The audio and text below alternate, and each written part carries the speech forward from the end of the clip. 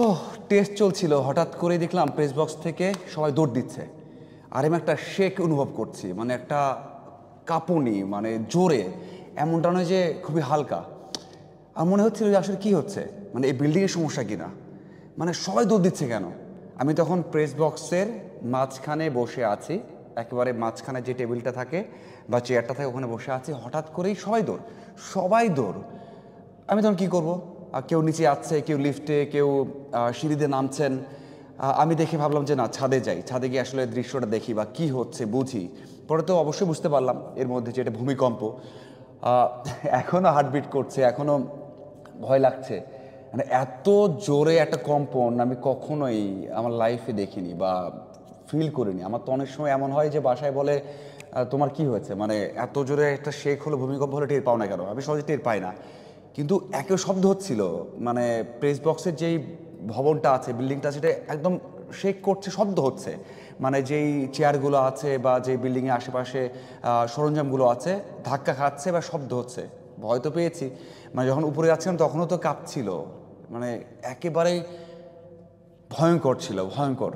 অনেকে নেমে গেছে, উপরে উঠলাম, মাঠের দিকে তাকালাম, তাকানোর পর নিচে তাকালাম, দেখি সবাই আমাদের যারা সহকর্মী আছে দোতলায়, যেখানে আমরা সবাই লাইভ দেই, আমরা যেখানে ক্যামেরা রাখি, সবাই সবাই দাঁড়িয়ে আছে এবং তখন হালকা শেক করছে। এরপর মাঠের দিকে তাকালাম, দেখি যে খেলা বন্ধ আছে। মানে এতটাই শেক হয়েছে, যারা মাঠে আছে তারা তো আর শব্দ পাচ্ছে না, মানে তারপরেও তারা তো এতটাই শেক অনুভব করেছে, এতটাই ভূমিকম্প অনুভব করেছে যে তারা কিন্তু খেলা বন্ধ করে দিয়েছে। এবং আয়ারল্যান্ডের যেই ট্রেনটা বা যে রুমটা আছে, যেখানে ড্রেসিং রুমটা, সেখানে সবাই বের হয়ে এসে দাঁড়িয়ে আছে। বাংলাদেশে যারা রয়েছেন, যেখানে বাংলাদেশ লেখা ট্রেনটা রয়েছে, সেখানে সবাই দাঁড়িয়ে আছেন। খেলার মাঝখানে যেখানে খেলা হচ্ছে, উইকেটটা আছে, সেখানে সবাই ওয়েট করছিলেন।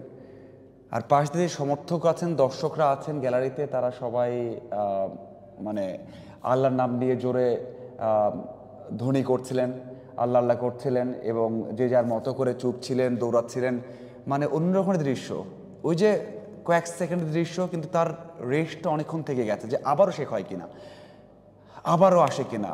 আমি যখন কথা বলছি, আমি 3-4 মিনিট উপরে দাঁড়িয়েছিলাম, থেমে গেছে, কারণ সবাই তো আমরা জানি যে একটা শেক হওয়ার পরে আরও একটা বড় শেক হওয়ার সম্ভাবনা থাকে।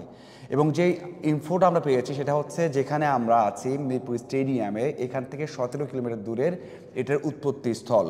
মানে যেখান থেকে এটা উৎপত্তি হয়েছে, এখান থেকে মাত্র 17 কিলোমিটার দূরে। আমি যতটা জানতে পেরেছি, খুব স্বল্প সময়ে, একটু ভুল হতেও পারে, এদিক সেদিক হতে পারে, বাট আমি যে 4-5 জনের সাথে কথা হলো মিরপুর স্টেডিয়ামে, তারা এটাই বললো।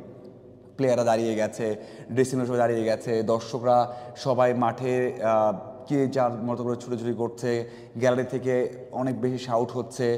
এছাড়া কমেন্টেটররা উপর থেকে নিচে নেমে এসে দাঁড়িয়ে আছে এবং খেলা শুরু হওয়ার কিছুক্ষণ পর পর্যন্ত দাঁড়িয়ে আছে। খেলা শুরু হবে কিনা সেই শঙ্কায় ছিল, মানে কিছুক্ষণের জন্য শুরু হবে কিনা, না পরে শুরু হবে সেই শঙ্কায় ছিল। মানে এক কথায় আমার জীবনের সেরা অনুভূতি, মানে সবচেয়ে বাজে একটা অনুভূতি। প্রেস বক্সে কখনোই এমনটা দেখতে হয়নি।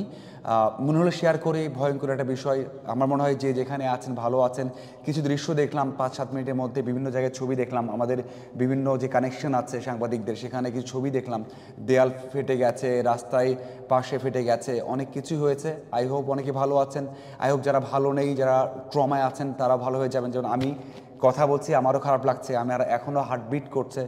এবং আশা করি এই যে ভয়ঙ্কর সিনারি তৈরি হয়েছিল মিরপুর স্টেডিয়ামে, যেখানে সমর্থক, ক্রিকেটার, কোচিং স্টাফ, কমেন্টেটর, সাংবাদিক সবাই ছুটোছুটি করেছে এবং এক কথায় একটা ভয়ঙ্কর সিনারিও ছিল।